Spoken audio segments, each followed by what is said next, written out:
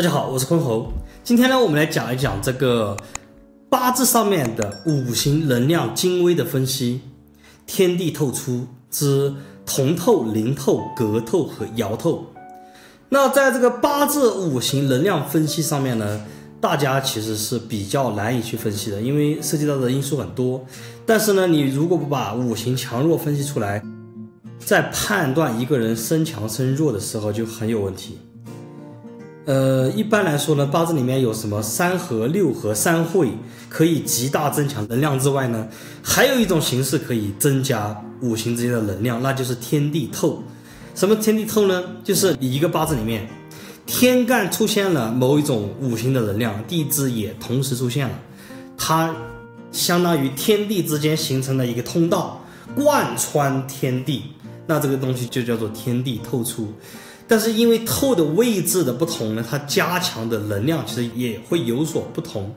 这种天地透出的能量呢，比同时天干出现两个或者同时地支出现两个这种会要强得多。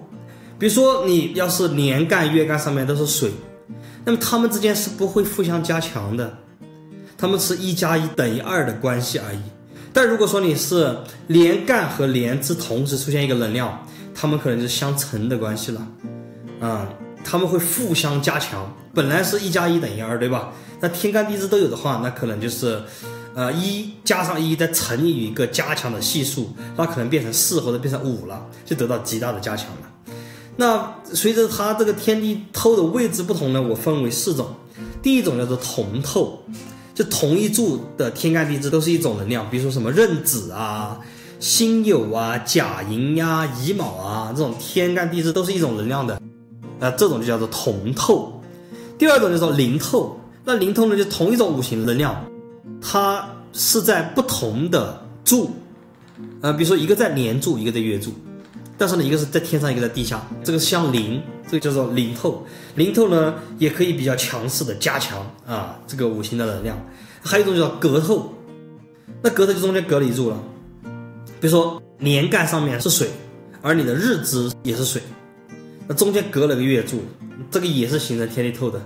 但是这种格透呢，只能稍微加强了。那还有一种叫做爻透，爻透加强是最弱最弱的，但是还是会有所加强。比如说你是属鼠的，结果你的这个实干上面是个壬水啊或者癸水啊，它中间隔了2柱就是爻相呼应的，形成一个天地透。这个就是非常轻微的加强所对应的五行能量。接下来呢，我用2个案例来彻底的带领大家搞清楚这个天地透出是怎么回事啊。好，我们先看案例1。那案例1呢，我们看一下这个辛酉年柱，天干地支都是这个金，对吧？那么它就形成了一个天地透出了，而且它还是同透。我就告诉大家，这个同透的能量可以增加到什么级别？增加到差不多等于月令的这个级别。也就是说，我们都知道月令的这个能量其实是最大的，而如果说某一柱出现了这种天地透出在同一柱的同透的情况，那这样的能量其实可以相当于是一个月令的能量了。也就是这个人月令的这个亥水的能量，其实就和这个辛酉的能量其实是差不多相等的。那我们再看一下其他的，比如说这个己土和日支的这个辰，它是相邻的，它也是天上有，地支也有，都有土，这个也是天地透出，这个东西叫做灵透，它们的能量也得到了相互的加强了。当然这个己土和日支也有一个透的关系，但是那个是格透了。所以这个命主的这种土的能量其实也是蛮强的。那么这个人身上呢，我们可以看见月令是亥水，而它的实干上面是壬水，也有个天地透出啊，这个东西叫格透，中间隔了个日柱，形成了一个格透的一个效应，就是稍微的加强了一些。但是因为是月令本身的能量就很强，月令来加强实干上面的壬水，那这种加强是不得了的，这种加强的力度也是非常非常强力的一种加强啊。好，我们现在来看案例2。案例2呢，我们首先可以看见它这个实干上面的庚金和它年支上面的酉金中间隔了2柱，它是个爻透的一个效应。然后呢，这个时干上面的这个庚金和日支里面的这个丑土的长干辛金是零透的效应啊，但是因为它是余气，虽然说是零透，但是它加强是很有限的。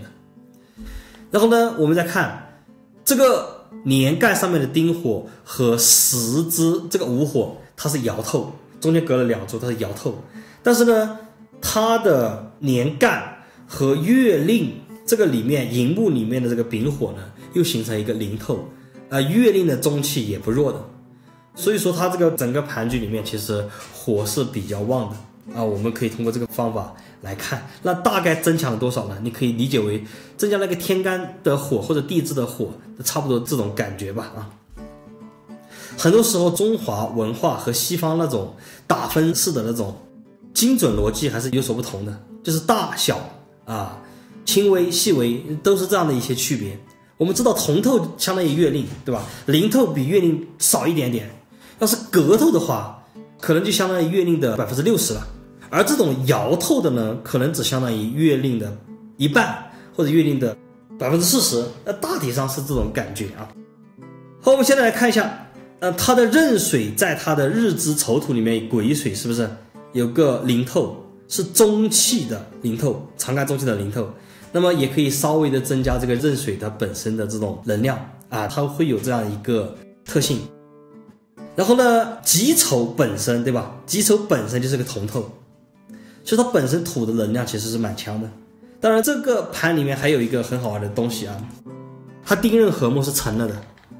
它的那个年干和月干上面丁壬合木，地支见了木，它是成了的。那天干就相当于凭空多出了一个木的能量，和月令的这个木是形成了一个同透的天地透出。所以说看整个盘里面，这个人的木的能量是最强的啊，其他的有其次。合化的时候我有专门的节目会讲到，这个合化并不是说丁火和壬水彻底就没了，而是说它的大部分能量都拿去生木去用了，它本身火的能量和水的能量它还是在的，只不过多出了木的能量而已。而这个多出来的木的能量，你可以理解为啊，它附身在这个壬水或者附身在这个丁火上面，形成了和地支寅木的一个天地透出啊，是这样的一种情况。所以说很多时候啊，你几期节目你是很难彻底的讲透讲完这个八字的能量分析的。很多人在学了好几年之后都还在搞不清楚八字的生强生弱，这是正常的，因为里面涉及到很多东西，像我今天讲这个东西可能就没有其他的老师讲过。今天我放在这个地方呢，希望能够给大家带来一些帮助。好，咱们下期节目再见。